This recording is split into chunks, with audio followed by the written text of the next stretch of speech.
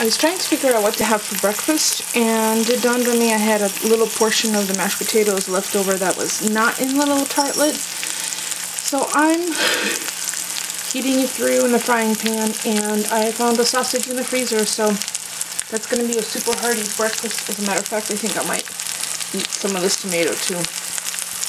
Those tomatoes last night were delicious. And for those smart cookies that caught on that I did not use the potato chips on the chicken, you are correct. I tasted it once more before actually coating it, before crunching or before pulverizing them and adding them to the chicken. And I realized that the flavor profile was just way too sweet for a side of garlic mash. It just would have been very conflicting. So I'll use them again. They don't need to be super fresh, but I will put them in a Ziploc baggie so they try to keep some of their crunch. So I'm gonna have breakfast, and then I think I have a meeting in half an hour or so. There you go. That's what's for breakfast. Fried mashed potatoes. I improvised. I'm telling you. I didn't want to have eggs because I already had eggs this week. Hey, Mos. Yeah, the Mosi.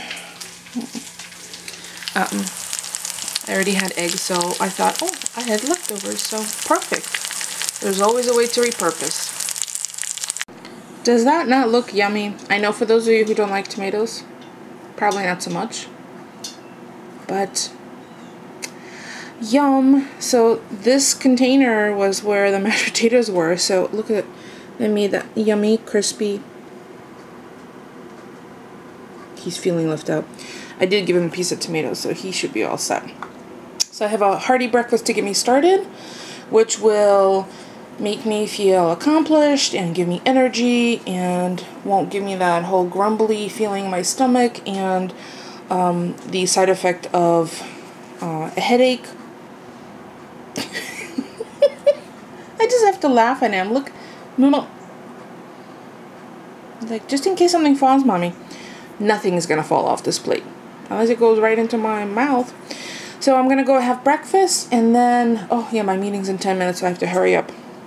Hopefully, no, I don't think I'm doing a presentation this morning, so it will be just listen in. I have my coffee, and yeah, that's a great way to start. I mean, there's an even better way to start. I wish my husband was home too, but you know, he's at his job. He works outside of the home, and I work inside of the home. There you go. Oh, for those who were asking, I work for a brick and mortar business. It's not an online only business. I have worked for them for 17 years. And of those 17 years, the last 14 have been remote from home. And I think, yeah, my entire department works remotely. So it's not that I was looking for a work from home job. It just so happened that we were thinking of moving out of state, and my company didn't want me to leave the area, so we made a compromise and tried working remotely. It worked out really nicely, and since then the whole division is able to work remotely if that's what they wish to do. And it makes for much happier employees. I wholeheartedly believe that. But it's only possible in certain jobs and in certain industries. Obviously, anything that requires FaceTime with customers, you can't work remotely, but it does work for us, and works very successfully. All right, off to have breakfast, and I will see you in a minute. So I'm going to share with you my pet peeve. When anonymous people or people leave comments on my blog anonymously, absolutely spammed. Like, there's no way any person with an ounce of common sense would think anything otherwise. So the comment they left is, I'm genuinely thankful to the owner of this website who has shared this emotional article at this place. Visit my website, blah, blah, blah, blah. You see the title of the blog post? New Copic color card, just playing. What kind of emotion are they referring to? It's just baloney. It just makes me laugh every time, and literally I pulled it out of my delete file because I wanted to share it, because I'm just like, are you kidding me? So, as you can see, I have my tickled pink today set up for the Instagram picture, which is taking forever to load. So, oh, meeting starting. I'll be right back. Okay, so I thought I'd share with you quickly. This is the tarragon chicken salad recipe that I got from, I think it's from chow.com. And I'll pin it, and I'll probably do all those. I'll like it, tweet it, Google Plus it, and pin it. And I'll also have a link in the description. It calls for roasting chicken, but since I already did that, I love doing stuff in advance. For example, the roasted peppers I made earlier in the week, the roasted garlic from last night that's now sitting quite happily in the refrigerator, covered in olive oil, which will give me a 2-for-1. I already have the roasted garlic, and my olive oil will be roasted garlic flavor, so I can use it in cooking. So I have the chicken. So now I just need to, let's see, it calls for 2 bone-in breasts, but I have 4 quarters, which is more than enough. Olive oil, salt, pepper. For the salad itself, it's 1/4 cup of small diced onion, 2 tablespoons of champagne vinegar. I think I have red wine. I'll just substitute it. And these kind of things are definitely easy to substitute. You definitely need the tarragon, and I have that in the garden. 1 cup of small diced tart apples, such as Granny Smith or Graverstein. So I'll just pick up, I have to go to the store anyway, so I have my little list: celery, apple, red onion. I'll just pop it in my pocket Filofax. Thanks, Nadine. See, it's working wonders. I use it as my wallet, so I'll just pop it on my little dashboard here for the day and take it with me, because my debit card and all my information's in there. So then I just need a 2/3 cup of small diced celery, 2/3 of mayo. I probably will use less because I don't like things as mayonnaise-y. And then 3 tablespoons of finely chopped fresh tarragon leaves, which we'll grab from the garden. So, oh, and for those of you who don't already follow me on Instagram, that was breakfast. It was delicious. Let's see, what else did I put up there? Oh, and I was tickled pink today. That was the stuff you saw on my desk. It took a while to post today for some reason. I don't know what's going on. And so, yeah, that's what I'm going to make today. And we're not going to have this today, but I'm hoping maybe my husband would want to take a sandwich to work. We're having steakhouse steak tonight. Oh, and I'll give you just a little quick heads up.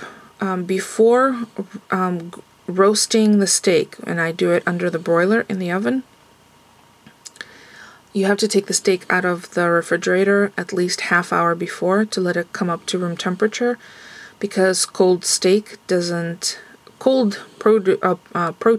don't react the same way when you go to cook them as they do when they're room temperature. Just needs to be dry and room temperature. So the ½ hour that I take it out is when I preheat when I turn on the oven. Sorry, I got distracted. Turn on the oven on broil, and it does take that full ½ hour to come up to that nice searing heat.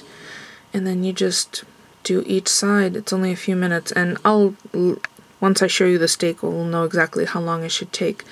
We like our red meat medium rare, and I have to take it off just a little before that because I know there's always carryover cooking, and I never know what time my husband gets home from work, so I don't want things to overcook, particularly really good piece of steak.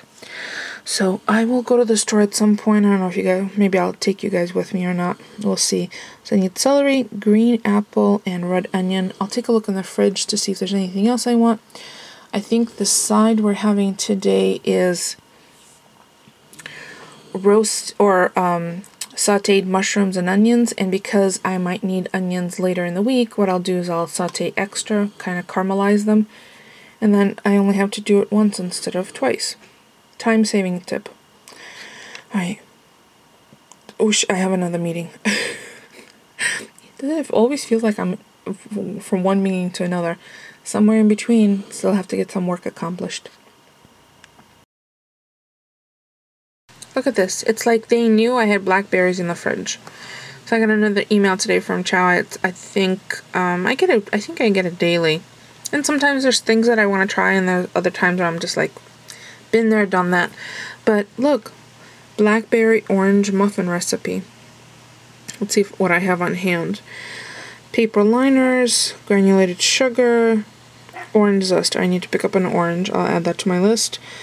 All-purpose flour. I have AP flour, baking powder, fine salt, butter, heavy cream. I don't have any heavy cream. I have eggs, vanilla, and 2 cups of blackberries. Yeah, I think I could do that. Oh, and then I could send hubby off to work with a breakfast muffin. Should I make this? Have I already done it and you just don't know yet? Yeah, I think I'm rambling. I'm gonna... That hearty breakfast, it's already, let's see, it's 12:30. I am still full. Like, full. Plus I have my seltzer, and today's seltzer is mango. It's really quite tasty. And Mushka's barking at someone in the front. Ugh. Oh, I had to do something that I periodically have to do. I don't know if anyone else experiences this. Our mailbox is in the front of the house, and there's one solitary light above it. So that's the light I turn on, you know, when it gets dark out. But it also invites lots of bugs and spiders. So I've had to wipe down my mailbox, I don't even know, every few days. So I'm wondering if I should try that vinegar water solution to prevent spiders. I don't know. Tell me if anyone's tried that, because it's not that I mind cleaning that up, but it just seems silly. It's the outside. I shouldn't have to... Well, I just don't want our mail carrier to have to go through a spider web to put our mail in our box. So, there you go. Alright, ciao. Tempting, isn't it? Alright, I'll see. I'm still debating. I'm gonna give you a warning first. This is going to sound snarky. However, I just got my Ulta little booklet with information, and you know, has all those scents inside. And there's a Justin Bieber perfume. It's not a cologne, it's a perfume for women. Could somebody please tell me what a 19-year-old male has anything whatsoever to do with women's perfumes other than name recognition and Google search results? Really? Like, I purposefully would not even... Well, I mean, I did smell the paper, but... Really?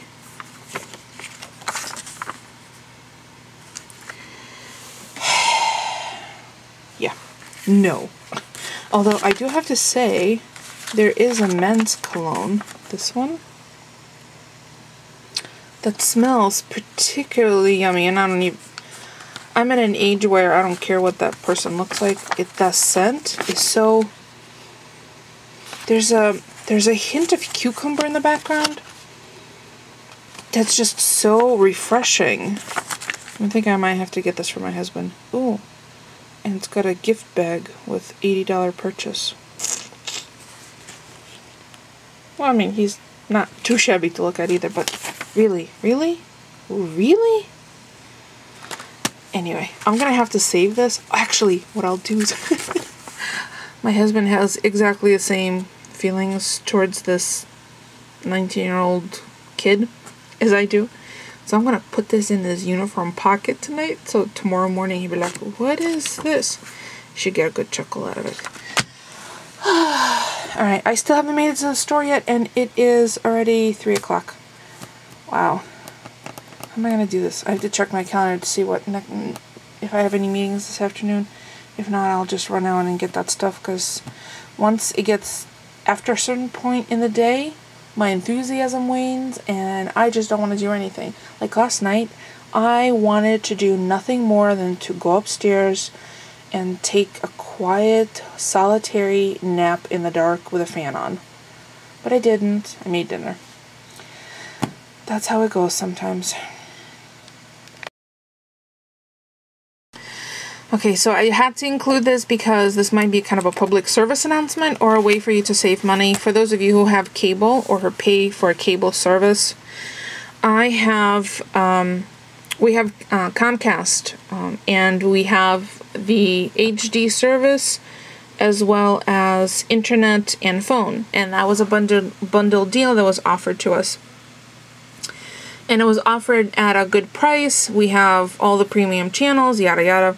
Anyway, I noticed recently that our bill was significantly higher, so I called to find out that the bundle deal, sorry, that was my hubby, the bundle deal is only good for the first 12 months, and then you're moved to another level of discount where it's at $20 to $30 more than the bundle offer, and at the end of the second 12 months the pricing goes back to base price without any discounts. So in order to actually receive the bundle discount deal that they often advertise for brand new customers, you have to call the company and let them know you would like that done.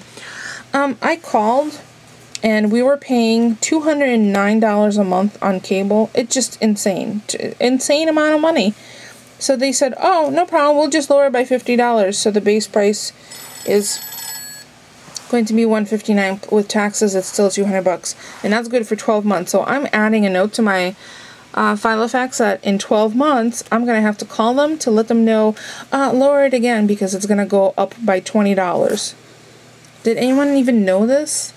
I said, well, my recommendation was, rather than keeping your customer service area busy, why don't you just extend that offer to your existing customers without having to change it in a year? I think it's a twofold thing. From their perspective, they pointed out, well, how would we know, how would the customer know they're getting offered a deal? I think you're just using the same tactic that, oh, they're not going to notice it went up and we're just going to get more money out of them. Because you know, this actually happened to us, the price change for our account in December of 2012. So for the last 8 months, we've been paying $50 more than we could have been. But they're obviously not going to credit my account. I did ask. They said no. But $50 a month more than you could have been paying, that's a lot of money. I could think of all sorts of other things I could spend $50 on a month. So anyway, my little public service announcement, I'm off my soapbox. At least I know that we're saving now, and we're getting the new X1 DVR where you can record 4 things at the same time, and watch a 5th one live and watch on any of the boxes. It's kind of like a little network that's set up with a box. So, but the first appointment they have is on the 21st. So there you go. And my husband's called like 4 times in this 3-minute video, so I better call him back and see what shaboop he wants. Okay, so the steak is ready to go in. 500-degree temperature oven's been on for about half an hour. There's the steak. It's just on a quarter pan cookie sheet. And I have salt and pepper, a little bit of olive oil on both sides. And let me show you where I have it's not on the very top one, it's on the one below that. And that's going to go in the oven. And I'm going to keep an eye on it. And in the meantime, I have mushrooms separately sauteing. I keep them separate from the onions because if you crowd the pan, they steam instead of get that golden crisp on the outside. And we eat with our eyes first, so I like food to look pretty first. Also taste good, but look pretty. I've turned the vent off, the hood vent, so you can hear the mushrooms talking.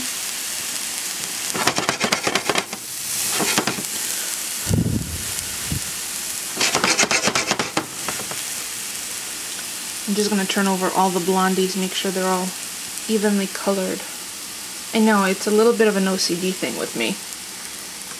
Now that I have the onions in here, as you can see there's color in the bottom and I want to pick that up, so I'm going to add some of this beef broth.